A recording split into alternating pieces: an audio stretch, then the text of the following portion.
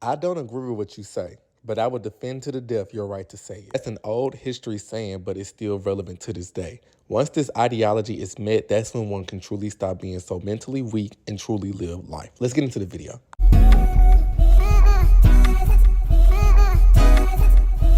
Hey, what's up you guys? Welcome back to my channel, The Unpopular Party, hosted by me, Party Next Door. And today, we're here to talk about this little viral situation that happened with SZA and this quote-unquote fan, and how I kind of caught a string in the situation. We're gonna get into that. But I kind of want to dive deep into this sympathy movement that I kind of see across social media, right? But before I get into all that, if you haven't already, please make sure you subscribe to this channel. Thank you guys so much for all the love and support you guys send my way. I really do appreciate y'all patience. And y'all see my little Halloween decorations in the background? You know, I'll be trying to do a little something.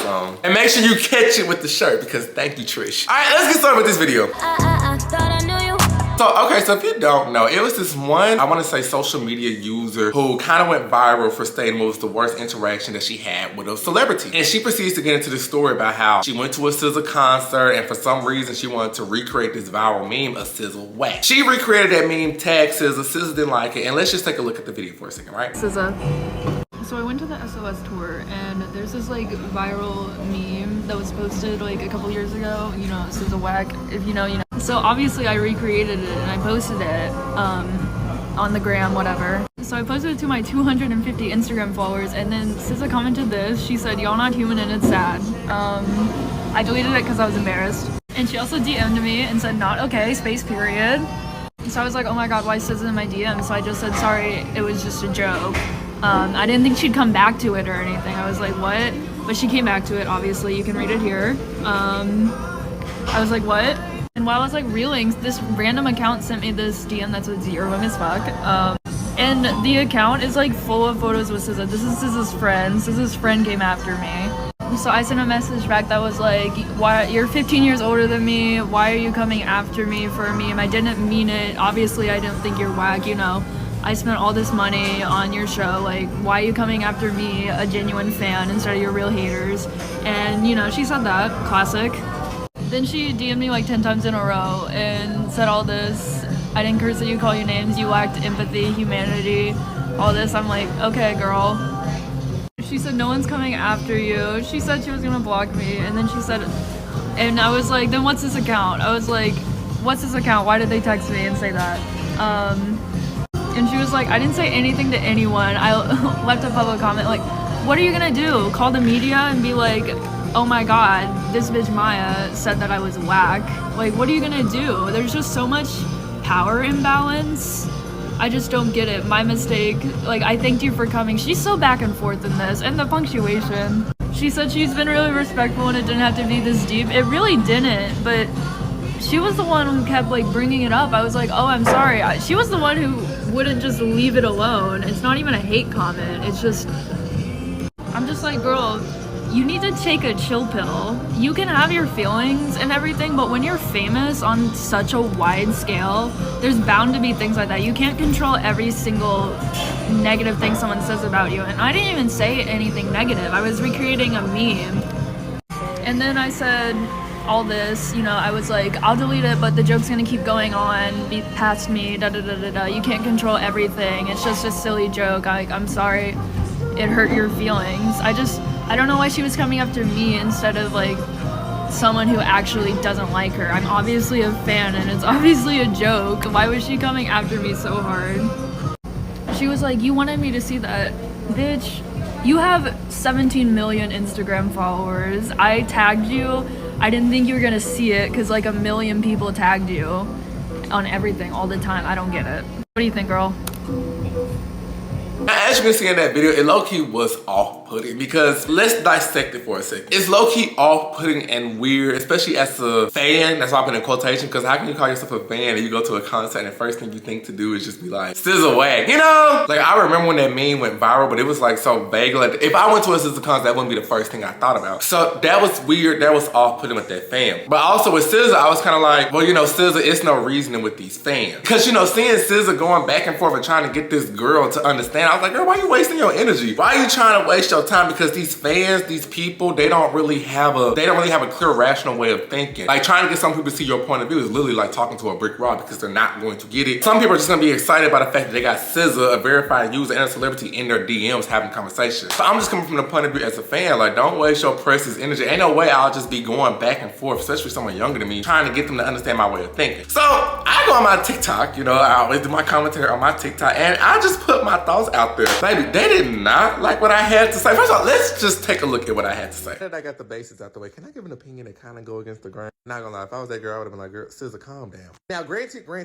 You know, how can you say that you're a fan and you go into someone constant recreating like a SZA whack meme? Now, we just here for the good vibes, right? So granted, you can argue that was some weird behavior and I'm not defending her. But SZA, that's just one of them things you just gotta take it to the chin. And I say that from a place of love because I'm a strong believer in never let them see you sweat. And sometimes as soon as you show the people exactly what trigger you or what makes you upset, they pick at it, especially haters, because now they know this is something that's gonna affect you. This is probably gonna be something that was just gonna, but now it's attention brought to it. And this just goes for a lot of celebrities and entertainers. You know, fame has its pros and cons. People do forget that you're human, but your life is on a pedestal. So people of all aspects gonna show you all different types of attention. You just gotta learn to identify the stuff you're just gonna let roll off your sleeve. At the end of the day, you're a superstar. And at the end of the day, you're living a certain lifestyle that only 1% of the world is going to ever experience. 50% of people are gonna love you, 50% of people are gonna hate you. That's just off rip, that's just what's gonna come with the game. Mix those groups together, 100% of them are gonna be weird. They gonna say some crazy stuff, they gonna say some loving stuff. You know, sometimes y'all be trying to eat me up. And, you know, y'all say y'all little comments, I may do a little do and I may laugh at it or kiki, whatever. I'm never gonna give it this much light or this much attention. Some people, it's just no reason with. You just gotta block them, tell them go to hell and be blessed. And that's just what come with the game. It's a gift and it's a curse. It's one of those things, it's a two-way street. People need to be more mindful of what they post. You also just gotta be more secure amongst whatever people say about you. You can take the good to the chin, you gotta be ready to take that hate to the chin as well, you know? Now, correct me if I'm wrong, but I didn't think it was anything wrong that I said in the video. Like, I wasn't necessarily telling SZA to calm down and invalidate her feelings, but also in the same breath, some stuff you just gotta fly at the wayside. Like, you know, with doing commentary and being in this vicinity I'm in with YouTube and TikTok, you know, I get a lot of crazy comments, a lot of ignorant out the wall stuff. But if I actually wanna thrive in this industry, if I actually wanna go and exceed all of my goals, some stuff you just gotta let fall to the wayside. You can't bring it life if that makes sense. But they didn't agree, baby. They is eating me up in the comment section as we speak. So I was like, okay, let me kind of re-explain my positioning in the sense of, cause someone said this is a horrible way of thinking. I was just like, that's just life. So this is what I said. Hey man, it's kind of just life. And I'm gonna use your comment because I feel like you wouldn't care if I used it. Hey, by the way. But look, at the end of the day, I'm pretty sure all of us, 99% of us has been bullied or talked about at some point. I was bullied, you was bullied, she was bullied, they was bullied. We've all been around immature, crazy people that don't get us. And does anybody come to rescue us or be like, stop or hold a pity party for us? No, 9 times out of 10, we have to save ourselves and realize we're our own superhero. That's why I always say the weakest person is the person that is mentally weak. Because people gonna talk about you to the day you die. Some is gonna be good, some is gonna be bad. But you just gotta be mentally strong to be like, okay, fuck it, whatever. This situation right here, I still said what I said because ain't no way SZA should have been in that girl DM for hours trying to get her to understand. Because she right here, this is a clout chaser. Her drug of choice is clout. And as you can see by her face, she's on a hell of a high. The best way to not engage is not to even give them a supply. Because like I said, this happened in February. She's still able to be a psychopath and constantly make information off of this one interaction. Because that is her life. She feeds off. It was never gonna be reasoning with her or giving her any proper dialogue because she don't care. That's why I said, SZA, you wasting your precious energy and time trying to explain to her when sometimes you gotta be like, fuck it, go to hell, be blessed. And I get it. These celebrities are human and they have a breaking point. But to play devil's advocate, because y'all was like, more celebrities need to start cussing these fans out. Well, Doja Cat literally did it. Doja Cat said she's sick of y'all. Doja Cat said she's sick of this music y'all want her to make. You don't know what personal interaction she may have had or any DMs or messages she got to lead her to that breaking point. But once she did that, she's mean. How dare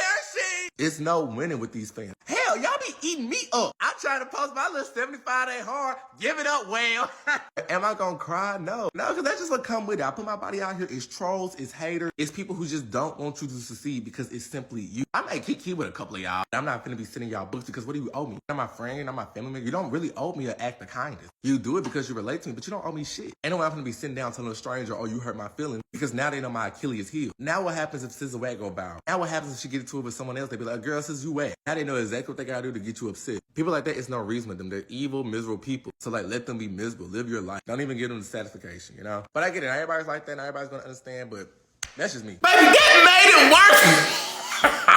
They was calling me all types of comments. You're misogynistic. You hate black women. Black women will forever be a puncher back. Like, first of all, get the F out of here with that crap, okay? Like, let's just keep it real. This is not a black or white thing. This is not a man or woman thing. Like I stated in that video, that's just a life thing. If you want to continue to go through life with this fake sympathy movement on the back of your shoulders and fall victim to everything everybody says, you'll be literally out here fighting the world. People are gonna make some crazy comments. People send me all types of comments. Sometimes it be good, sometimes it be bad. But for my sanity, for my mental health, for my clarity, I have to take it all with a grain of salt and only allow the opinions from the people who matter to me in my life to actually come in. Criticism from maybe like my family or my friends or somebody like that, I may hold a little bit more, but at the end of the day, I'm not gonna say it's kind of hard to tell me about myself, but I feel like I have a clear confidence and a clear understanding of who I am. My commentary is not disrespectful. I lead with my morals. I don't call people out their names and call them B's or H's or whatever. I'm not necessarily victim blaming. I'm just calling from the end from my point of view. Maybe I'm just cut from a different cloth and I would take that. But this whole fake sympathy movement that I see with a lot of people is just kind of draining. Like I got people talking about you're a grown man and woman business, as if it's not my job to be in everybody's business. I get paid for this. But even if I wasn't getting paid for this, even if this is just a hobby, in which it was,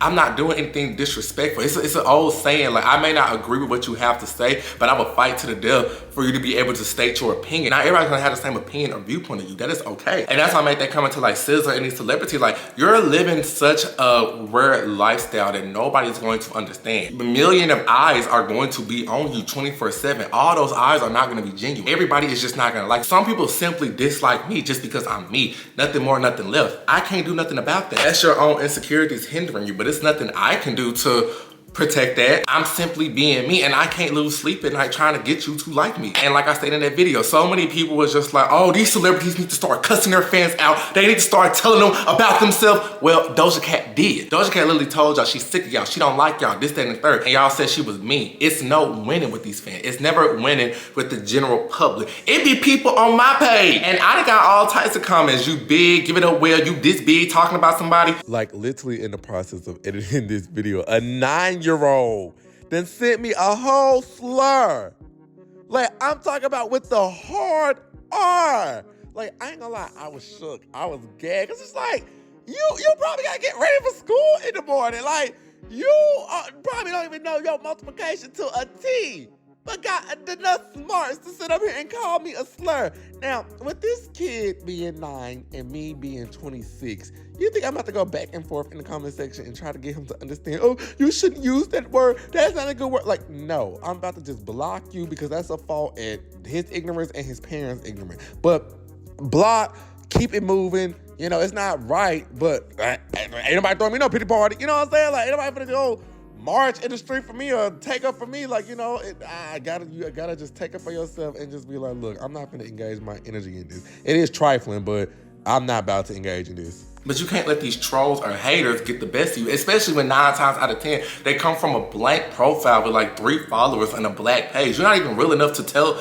me this insult to my face from who you are. And that's why I always tell people, if social media and stuff like that just get overwhelming, it's okay to just unplug, put the phone down, and go outside and touch grass. I do that, you know? I actually touch grass. It's kind of relaxing. It's kind of fun, you know? But in the real life, outside of these ring lights and this phone, nobody's really like that. People are just chronically online.